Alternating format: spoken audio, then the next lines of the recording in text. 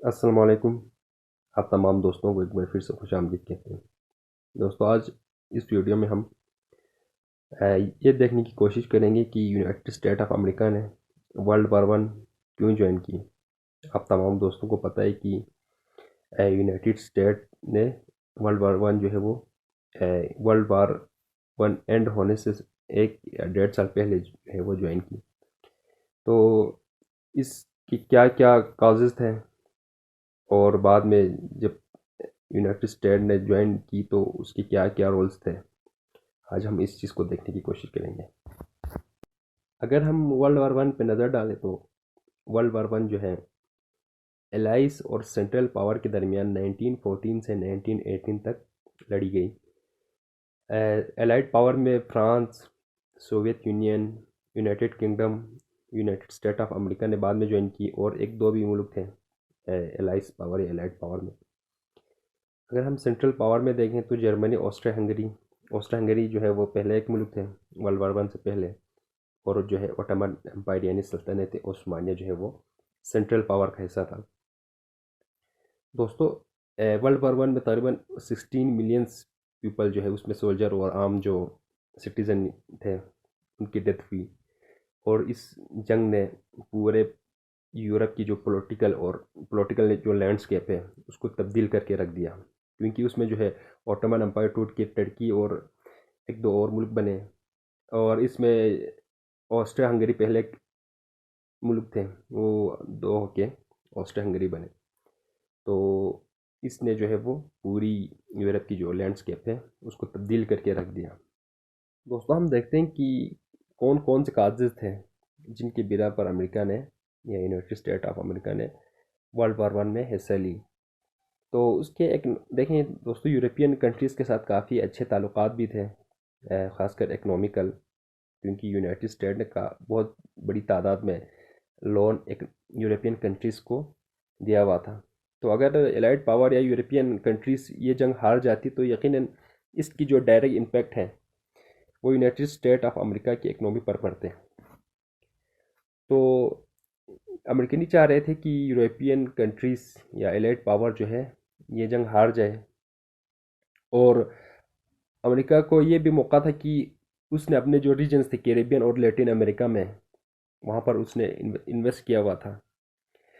तो जर्मन जो है वो थ्रेट बना हुआ था अमेरिका की जो इन्वेस्टमेंट है या उनके ट्रेडर्स हैं उनके इस रीजन में जर्मनी उनके लिए एक थ्रेट बना हुआ था। अगर जर्मनी ये जंग जीत जाते तो वो एक ग्लोबल पावर के हिसाब से आगे आते।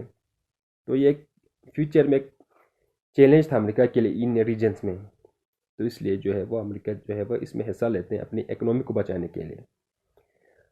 और जर्मनी ने 1915 में लुसितेनिया नामी एक जहाज़ था उसके ऊपर अटैक की, और 128 अमेरिकन उसमें मारे गए। तो इसकी जो गुस्सा है वो पूरे अमेरिका में देखा गया। लोग ये बता रहे थे कि अब जर्मनी ने जो है वो अमेरिकन को डायरेक्ट अटैक करना स्टार्ट किया है, इसलिए हमें वर्ल्ड वार वन में जर्मनी के ख़िलाफ़ मैदान में उतरना चाहिए। विड्रो विल्सन जो उस वक्त के अमेरिका के प्रेसिडेंट थे, उसका ये आइडिया था कि हमने पूरी दुनिया में डेमोक्रेसी को फैलाना है, और वो अपनी इस यकीन के साथ वर्ल्ड वार वन में हिस्सा लेती हैं कि अगर जर्मनी जीत जाते हैं तो यकीनन जर्मनी ने तो डेमोक्रेसी तो फैलानी नहीं थी, यकीनन उसने डिक्टेटरशिप या अपनी कोई जो और आइडिया थे उसको फैलाना था पूरी दुनिया में।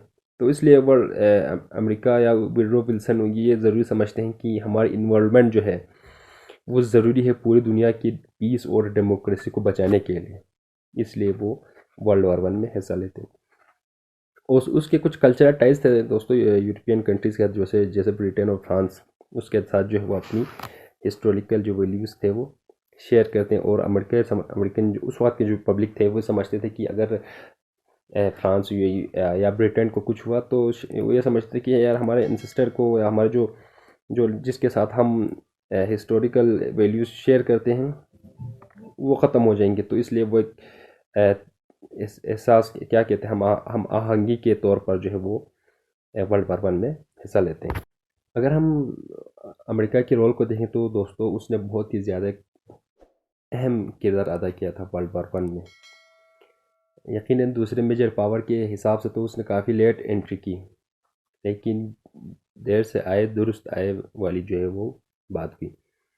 पहले तो यूनाइटेड स्टेट ऑफ अमेरिका ने कहा कि हमने न्यूट्रल रहना है, यानी उसने न्यूट्रलिटी की पॉलिसी को अपनाया हुआ था। विड्रो विल्सन ने कहा था कि हमने तो ये जंग में हिस्सा नहीं लेना, हमने न्यूट्रल रहना है।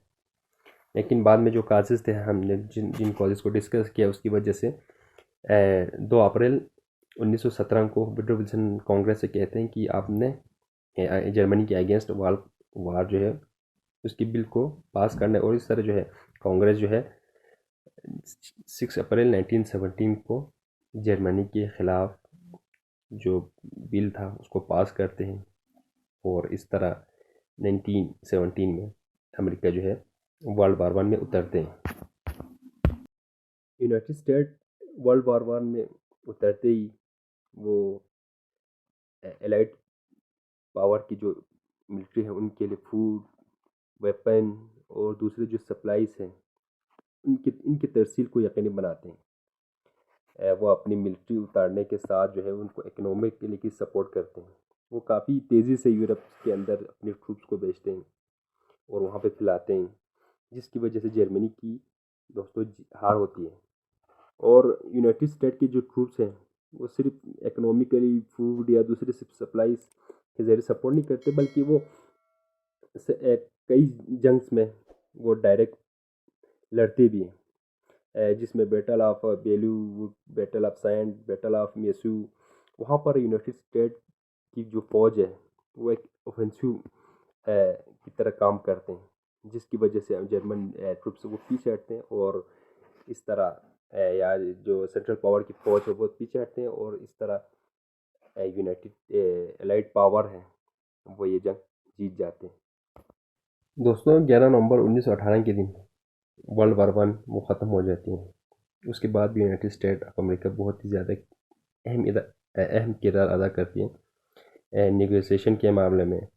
या जो ट्रीटी ऑफ वर्साइल थे वो काफ़ी एक अहम ट्रीटी था, जिसके ऊपर हमने एक अलग सी वीडियो बनाया हुआ है। तो इस ट्रीटी ऑफ वर्साइल में अमेरिका या विड्रो विल्सन ये कहते हैं कि इस चीज़ पर जोर करते हैं कि हमें जितनी ज़्यादा हो सके डेमोक्रेसी को फैलाना चाहिए। कंट्रीज एक दूसरे के साथ इकोनॉमिकली रिलेशन में आना चाहिए। तो ये पीस, डेमोक्रेसी और इकोनॉमिक की बात करते हैं दोस्तों।